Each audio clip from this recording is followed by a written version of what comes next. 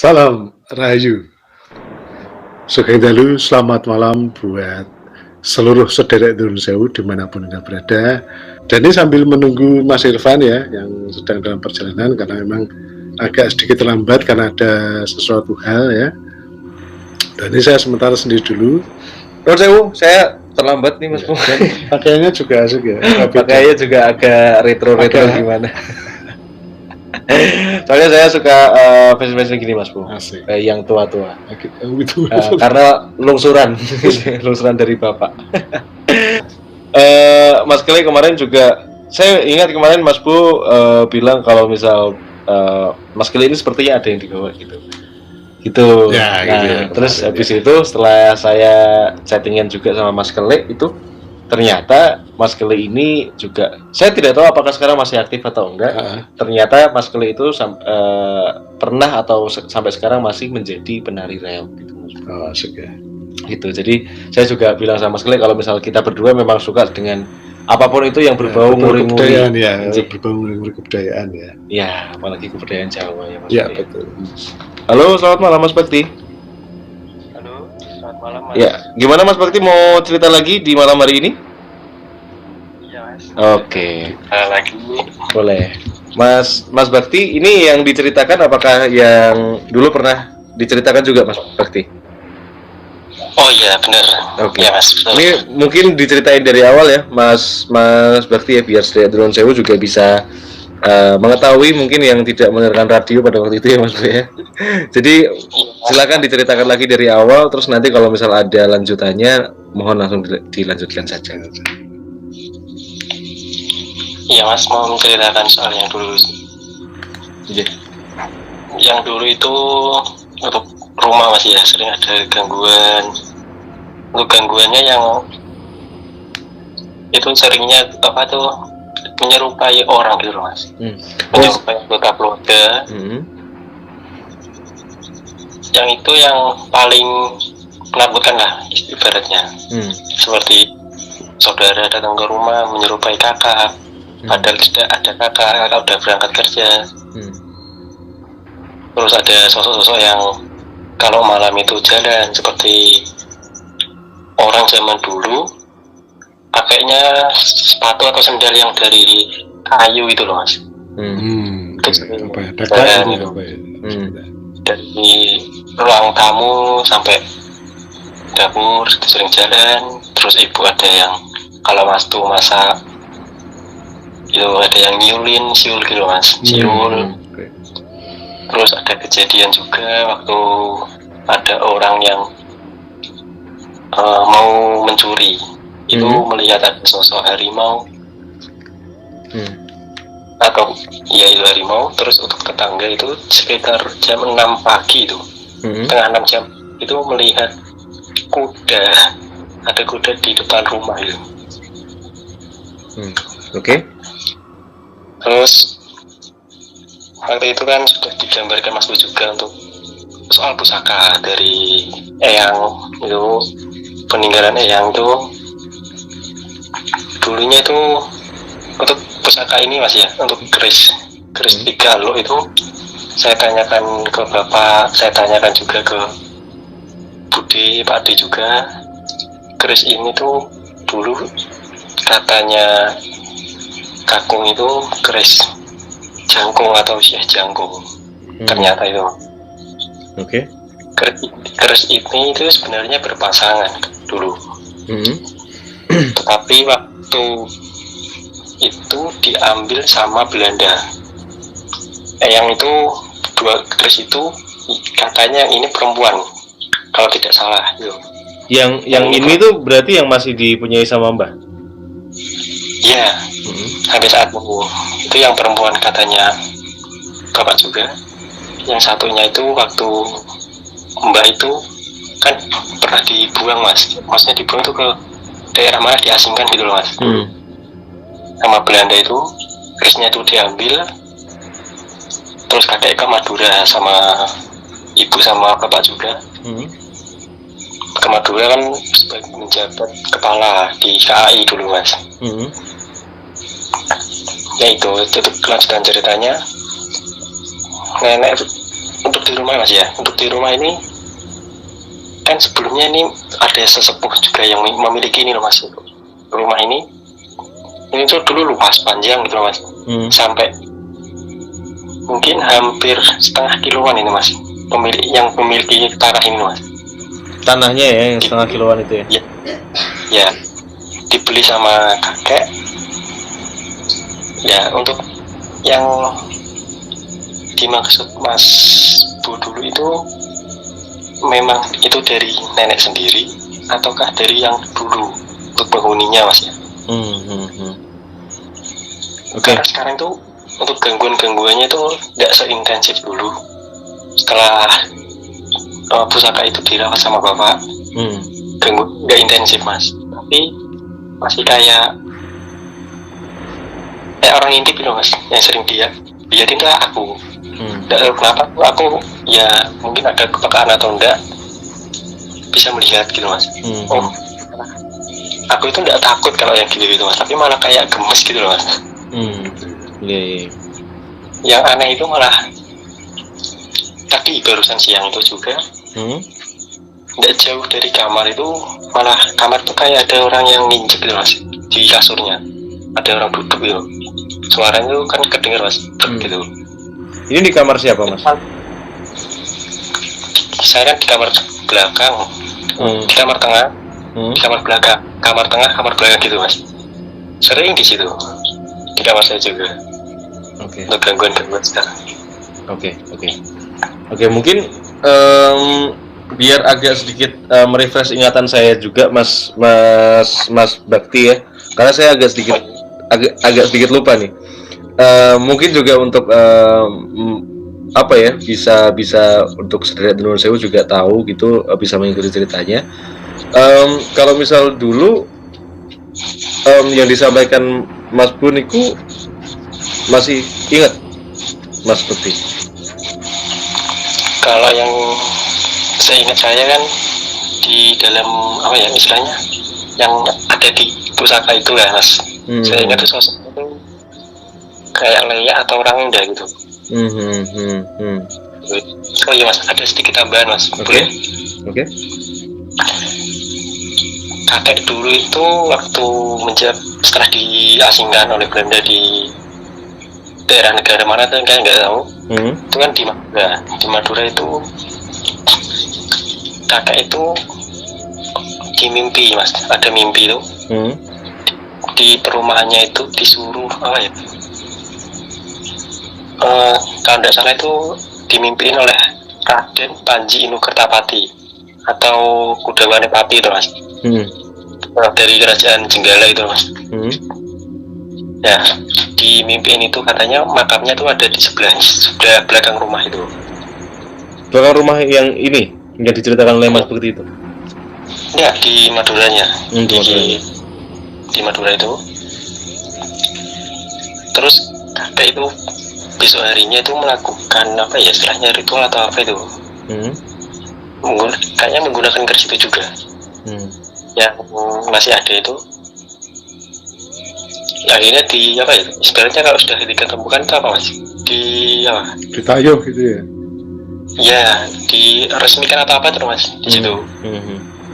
Ya terus direnovasi untuk sekarangnya juga nggak tahu. Gitu. Oke. Menarik Mas Bakti ya. Seperti biasa saya akan tanya-tanya dulu. Tadi apa namanya? Mas Bu juga sempat menanggapi dari cerita yang lalu ya, Mas Bakti ya. Iya. Dan tadi untuk yang menyerupai kakak tadi, tapi sempat kayak ditanyain Mas, atau mungkin pas menyerupai kakak itu hanya sekelebat saja ada sosok kakak, apa sempat kayak ngelakuin interaksi kayak diajak ngomong diem aja apa gimana gitu? Kalau interaksi enggak sih mas, itu dia benar-benar kakak itu pakai seragam kerja, tetapi duduk di tempat tidur gitu mas, duduk di tempat tidur. Itu lama. Ya enggak tanya ada apa, mungkin berangkatnya siang atau gimana gitu. Terus tadi pas ada tetangga tadi ya yang melihat kuda tadi ya? Iya betul. Kudanya itu maksudnya kayak ya kuda aja atau non sewu kayak kuda yang sudah nopo aja pakai aksesoris gitu, atau mungkin kudanya tuh kayak lagi narik kereta gitu, sempat cerita nggak tetangganya Mas Bekti? Oh iya, ceritanya itu katanya kudanya itu warna putih, putih warna ya kayak kuda biasa itu Mas. Jadi dia nggak pakai apa-apa ya, kayak non sewu nggak pakai aksesoris, nggak pakai pelana, nggak pakai sadel. Enggak, iya Mas, enggak. Terus tadi Mas Bekti katanya ada yang sempat beberapa kali ngelihat atau merasakan ada yang mengintip gitu. Ini pernah sampai apa ya Mas? Melihat bentuknya, melihat wujudnya? Enggak pernah ya Mas. Pasti itu kalau ada saya merasakan di sebelah sini, tak tengok ada di gorden itu, tak tengok gordennya yang cuma gerak itu. Kayak di ekor mata gitu ya? Iya betul. Malah gemes gitu loh Mas jadi. Nuwun sewu, dulu rumah ditempati sama Mbah? Iya betul. Peninggalan Mbah ya? Iya. Mbah yang diasingkan itu Mbah Nuwun sewu kayak secara langsung gitu, atau Mbah kandung, atau mungkin Mbah buyut, atau gimana Mas? Mbah secara langsung. Mbah Kong ya berarti ya? Ya Mbah Kong. Nuwun sewu, masih sehat? Apa sudah? Untuk sudah sedo Mas. Okay. Tapi sudah lumayan lama Mas sedonya. Kalau Mbak Kakung sampun lama Mas, sampun dangu. Kalau Mbak Putri 9596 itu sedon. Oke. Nuwun sewu, Mas Bekti pernah nggak di rumah kayak mencium bau wangi? Sering itu Mas, sering. Kalau Bapak itu malah sering mencium baunya Mbak Kakung itu saat sedo. Baunya Mbak Kakung saat itu mungkin bisa dijelaskan Mas? Maksudnya bau apa tuh? Waktu Mbak Kakung sedo kan kebetulan di Madura Mas gitu. Jadi kan otomatis saat dibawa ke Purwodadi di sini kan ada dimasukkan peti Mas ya, masukkan peti, diberangkatkan ke pakai pesawat ke sini. Jadi kan ya sampai yang di rumah itu kan kayak bude sama kakak-kakaknya Mbah itu kan pengen ngelihat gitu Mas. Ya baunya jenazah kalau udah beberapa hari sampai sini kan juga dia ngeliatin iku Mas ya. Iya. Tapi yang wangi itu, kalau misal bau wangi itu Mas, itu di spot mana Mas? Masih ingat nggak? Spot belakang dekat dapur itu. Ya antara kamar aku itu sama kamarnya Mbah itu. Kamarnya Mbah kan sekarang dipakai sama bapak ibu. Oke. Dan Bapak mencium bau Mbah itu di Nuwun sewu di mana? Di kamar juga? Kalau mencium bau Mbah, Bapak itu dimanapun nggak tentu gitu Mas. Cuman kayak nyebar gitu ya? Random ya, aja gitu ya? Oke. Terakhir Mas Bekti ya, sebelum saya sambungkan ke Mas Bu, ada nggak Mas barang di rumah yang masih apa ya, bisa dibilang masih jadi peninggalannya Mbah? Maksudnya dari zaman Mbah masih sehat gitu niku, sampai sekarang itu masih awet ada di rumah? Itu selain pusaka itu Mbah ada apa nih ya Mas? Untuk itu Mas, bantu jalan gitu Mas. Tekan tongkat. Ya tekan itu Mbah Kakung ada, Mbah Putri ada. Itu udah lama, itu yang bawahnya kayak emas atau kuningan itu Mas. Oke. Itu dua-duanya disimpan bareng Mas? Maksudnya tekan sama kerisnya itu disimpan bareng? Enggak, kalau yang itu tekannya tuh di ruang tamu. Kalau yang keris tuh di kamar Bapak. Oke. Kerisnya di Nuwun sewu di apa sih? Ditaruh di dinding atau dimasukkan ke kayak wadah atau lemari gitu? Kalau kemarin itu ditaruh di ruang tengah Mas. Di ruang tengah itu ya kalau keris kan dibuka sedikit loh Mas. Kalau sekarang itu masih ke peti. Masukin ke peti sih? Iya. Oke. Baik, Saudara Drun Sewu dan Mas Bekti ya. Ini akan saya sambungkan ke Mas Bu ya. Monggo Mas Bu, cerita yang menarik lagi sekali lagi datang dari Mas Bekti. Mas Bu, ini yang bisa dibilang pernah waktu itu diceritakan di radio, Ya. terus pernah nopo sih bisa dibilang kalau misal saya pribadi ya Mas Bu ya, kayak melihat dari cerita dari Mas Bekti sendiri, karena tadi ada cerita bahwa ada maling yang melihat sosok macan, terus ada yang tetangga melihat sosok kuda dan segala macam. Bisa dibilang dalam tanda kutip memang apapun itu bisa dibilang ada apa ya Mas Bu, energinya kayak positif gitu ya Mas Bu. Iya, betul. Tapi saya tidak tahu, monggo. Dan ini Dijelaskan, Mas Bu. sudah gambarkan, ini saya perlihatkan dulu untuk ilustrasinya. Mungkin di sini untuk Mas Bekti ya, kelihatan ya Mas Bekti ya. Iya. Ya, oke seperti itu ya. Ya, jadi di sini Nun Sewu Mas, apakah betul untuk pasangan daripada Nun Sewu? Kalau bahasa saya Kerisnya. keris kecil itu kan sering disebut dengan Nun Sewu Mas, jimatan ya kalau di dunia perkerisan. Ya, untuk jimatan yang dengan kalau bahasa saya dapur jangkung ya, lo 3 berarti ya Mas ya. Iya, lo 3. Oke. Apakah betul Nun Sewu pasangannya ini adalah satu keris bisa dikatakan keris normal ya, dengan Nun Sewu kalau saya bilang keris yang berjenis gayaman ya, dengan kayu timoho ya, jadinya dedernya dan warangkonya itu dari kayu timoho. Dan Nun Sewu kalau tidak salah ini kerisnya berbentuk Nun Sewu lo 11 Mas, mungkin bisa dikatakan sabu inten. Seperti itu. Ini tadi saya sudah ilustrasikan gambarnya. Terus kemudian ada satu peti Mas, Nun Sewu peti ya, sekian ya Nun Sewu, berwarna coklat kehitaman dengan ada apa ini kayak apa ini Mas ya, kayak bentuknya apa sih ya? Kayak buka ceklek terus ya seperti kayak itu. Terus kemudian tadi jenengan cerita tongkat dengan bawahnya ada satu, kalau bilang kuningan ya. Jadi di bawahnya kuningan, terus kemudian pegangan, terus di bawah pegangannya sedikit ada kuningannya juga gitu. Warna kehitaman ya Nun Sewu. Terus di sini juga sudah saya gambarkan Nun Sewu ada lemari dengan di sebelah kiri ada kacanya ya, 2 pintu gitu, ada enggak Mas? Jadi di bawah itu ada selorokannya, ada apa ya?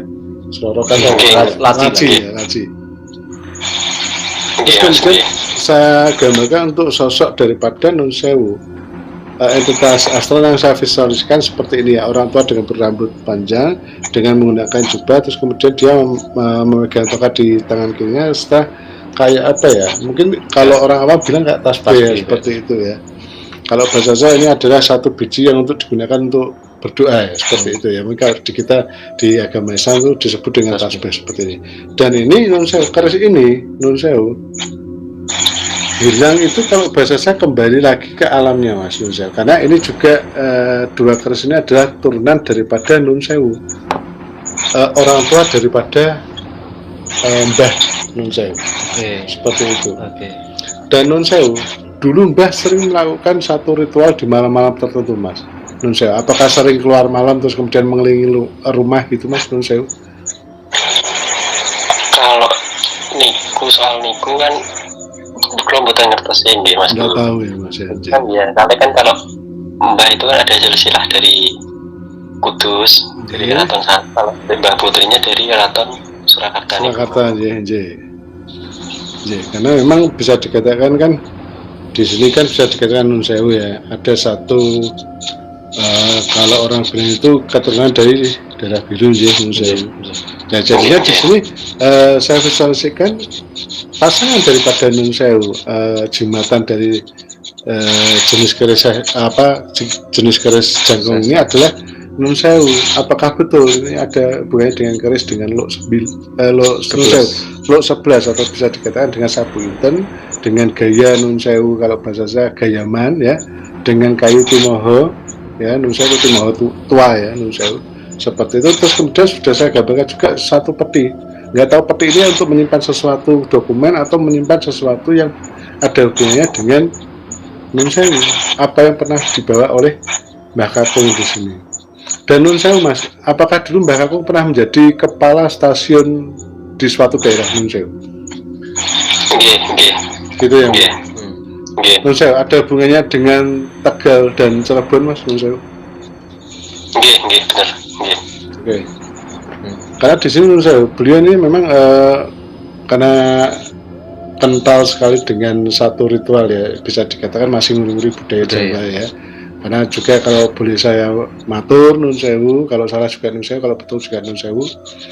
Mbah dulu itu sering kalau di wetonnya terus beliau puasa, terus kemudian sering, dan nun sewu enggak tahu kenapa Mbah itu enggak suka kopi tapi ngeteh ya Mas ya. Nggih, nggih. Kita Pak Sanjang ngaten nggih. Tapi mungkin yang jadi pertanyaan saya nih Mas Bo, untuk sosok yang digambarkan oleh Mas Bro, ini tuh sebenarnya apakah sosok yang ya bisa dibilang ada di ada yang di rumah itu memang menjaga atau seperti apa Mas Bro? Kalau bahasa saya sosok ini adalah sosok daripada nun sewu Yoni yang saya visualisasikan yang ada di keris yang satu Pasangannya. Ya, seperti itu. Oke. Nun sewu dulu Mbah punya perkutut enggak Mas Bakti? Nggih, nggih, nggih. Ya, perkutut juga ya nun sewu. Nggih. Tapi pertanyaannya nih Mas Bro, untuk sosok yang ada di keris yang pasangannya lagi kan, karena tadi Mas Bro juga menjelaskan kalau ini keris ini sudah kembali nun sewu ke alamnya. Ya.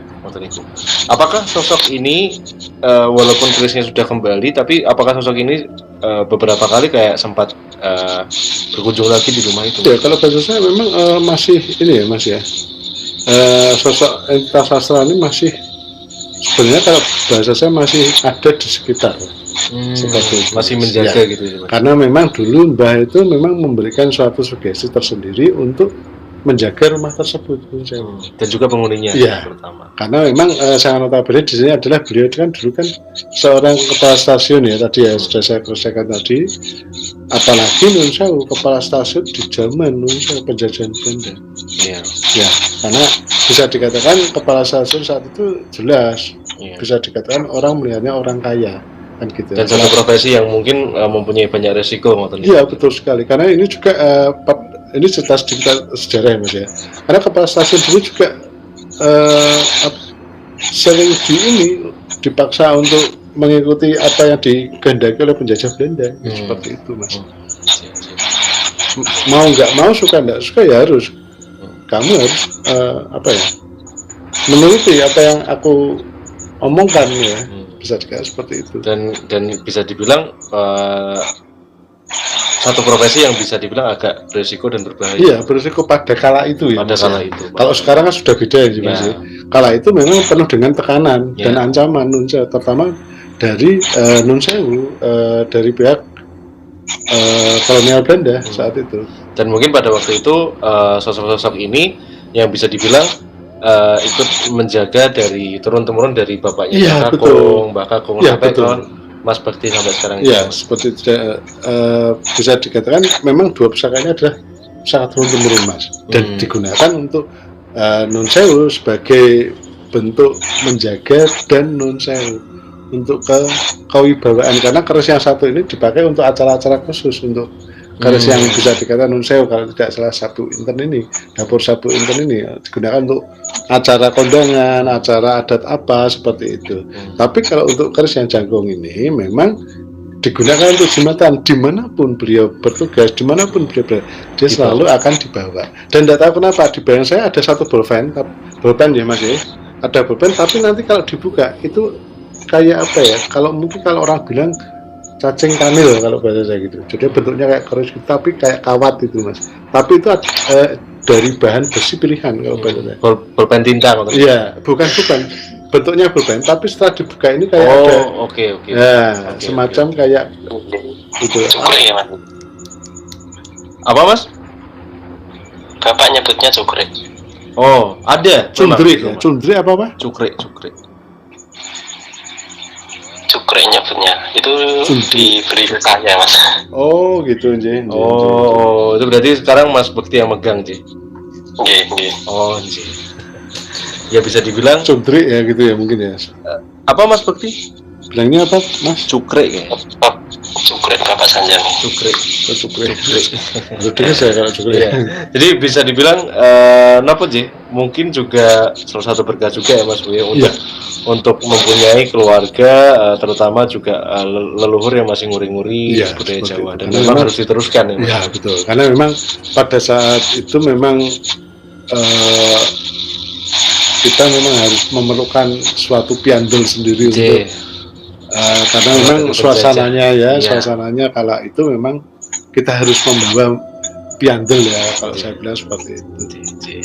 Seperti itu Mas Bekti, mungkin segitu saja dari kita di malam hari ini.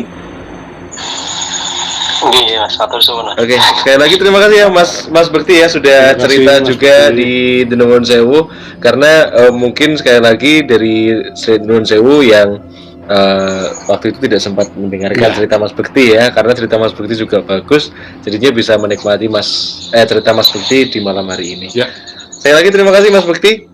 ya terima kasih Mas Bekti, sehat selalu, Sehat selalu Mas rahayu, Bekti, rahayu rahayu rahayu. Selamat beristirahat. Waalaikumsalam warahmatullahi wabarakatuh. Hari ini menarik Mas Bu. Iya. Nuhun sewu Mas Bu, Mas Irfan kalau mau ngelihat koleksi sketsanya Mas Bu di mana ya? Tadi saya sudah ungkapkan di depan tadi, jika saya sudah menggambar nun sewu Iya. sekali, saya selalu buang atau saya selalu hilangkan. Di uak-uak gitu Ya ya. di waktu saya buang nun sewu. Karena bisa dibilang apapun yang digambar Mas Bu bisa dibilang dalam tanda kutip menyimpan energi juga ya Mas Bu. Iya seperti itu. Jadinya jika saya sudah menggambar apapun itu ya, bentuk visualisasi atau ilustrasi, selalu saya buang nun sewu buat Mbak Eka Puspita. Saya sebenarnya juga pengen Mbak Eka jadi kayak melihat koleksi sketsanya Mas Bu dari yang dulu masih di sana itu sampai sekarang gitu kan, itu kan pasti banyak banget sketsa-sketsa yang menyimpan banyak cerita, tapi sekali lagi karena namanya juga media ya, jadi menyimpan energi dan energi itu bisa dibilang bercampur ya Mas Bu Ya, ya. Kadang betul ada yang sekali. positif, ada yang negatif, dan daripada disimpan nanti takutnya Menjadikan satu penumpukan eter-eter negatif. muatan-muatan energi yang Ya, seperti tidak perlu seperti itu, jadi mending dimusnahkan. Ya. Dan seperti biasa Mas Bu, Ya, seperti biasa di akhir acara saya selalu mengucapkan jika ada salahnya saya nun sewu, jika ada benarnya saya nun sewu. Kesempurnaan hanya milik Allah semata. dan akhir kata saya Joy Irfan pamit.